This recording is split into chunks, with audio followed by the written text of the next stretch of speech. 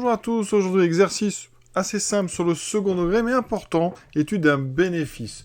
Donc on considère une entreprise qui fabrique X dizaines d'objets par jour, son bénéfice est exprimé en centaines d'euros, là les unités c'est toujours important, et ce bénéfice est donné par une fonction définie sur 0,10 par b de x égale moins 2x2 plus 12x moins 10. Donc c'est bien une fonction du second degré, donc on va faire trois choses. D'abord le tableau de signes sur 0,10, les solutions de p de x strict en positif, et ensuite on répond à une question qui utilisera ce qu'on vient de faire. Quelle quantité d'objets l'entreprise doit-elle produire et vendre pour réaliser un bénéfice?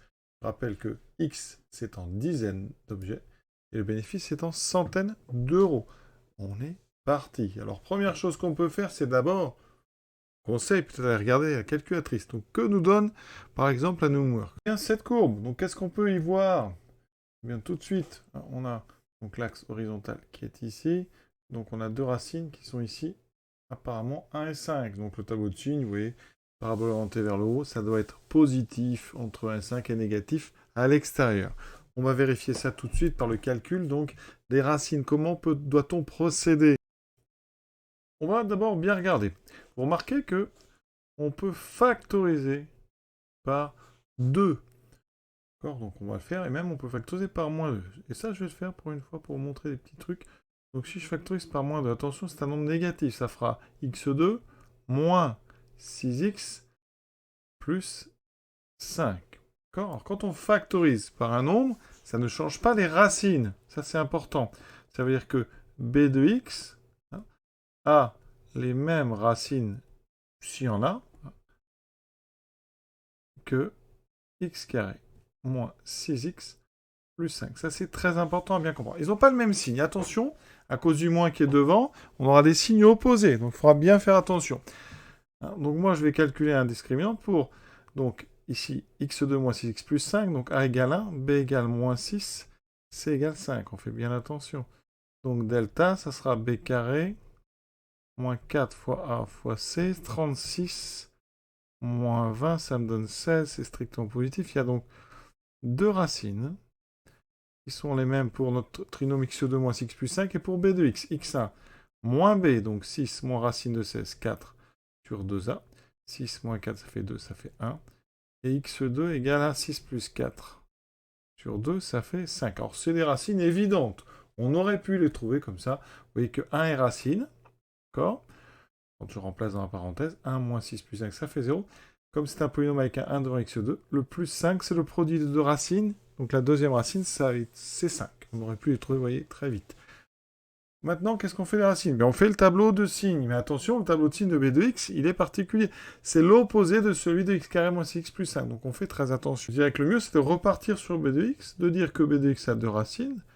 On vient de les calculer, qui sont 1 et 5. Ensuite, b de x a un coefficient en x carré négatif. D'accord? C'est-à-dire que a égale moins 2, c'est un nouveau a tout à l'heure. Donc je reviens sur le taux de x, c'est strictement négatif ici. Donc, parabole inversée, avec deux racines, donc c'est comme ceci. Le signe, vous voyez que c'est 0 ici, moins, plus, moins. C'est du signe de a à l'extérieur des racines, important.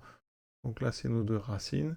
Et à l'extérieur, c'est négatif. Moins, plus, moins. Et vous voyez que c'est ce qu'on avait trouvé très vite avec un Numworks, en tout cas avec un logiciel graphique.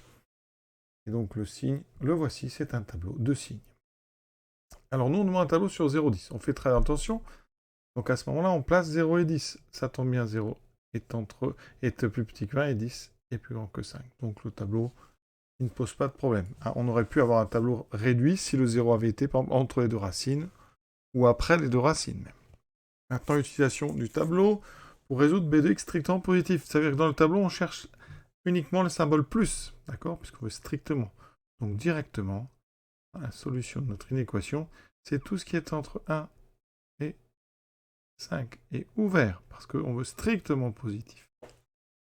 Quelle quantité d'objets l'entreprise doit-elle produire et vendre pour réaliser un bénéfice? Ici, on veut donc b de x strictement positif. Je rappelle que pour b de x égale 0, on est dans ce qu'on appelle un équilibre. Donc on ne gagne pas d'argent, mais on n'en perd pas.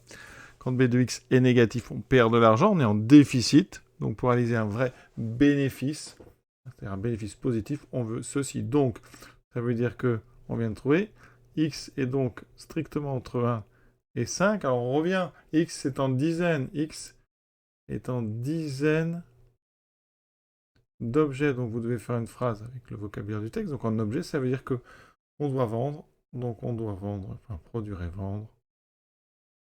Entre, donc, ici, 1, une dizaine. Donc, entre 10 et 5 dizaines. Et 50 objets. Voilà. 10 et 50 sont exclus. D'accord? Vous pouvez préciser 10 et 50 exclus. Ou alors, vous rajoutez ici, on doit vendre. C'est l'intérêt de ce mot. On doit vendre strictement entre 10 et 50 objets. Donc, si vous évitez ça, et faire une phrase où il n'y a pas strictement, donc vous dites, on doit vendre entre, et vous enlevez strict, et on ne va pas mettre 10 et 50, on va mettre entre 11 et 49 objets. Là, on fera vraiment un bénéfice. À 10 et à 50 objets, on sera à l'équilibre et en dehors, on perdra de l'argent. Donc, retenez bien ça. Un bénéfice, quand il est positif, c'est quand il y a de l'argent. En maths, donc un bénéfice négatif, c'est en fait un déficit. Et ça se fait, ça vous voyez, avec soit la courbe, soit un tableau de signes. Donc, encore une fois, le second degré peut nous aider quand le bénéfice est sous forme d'un second degré. Bien sûr. À bientôt.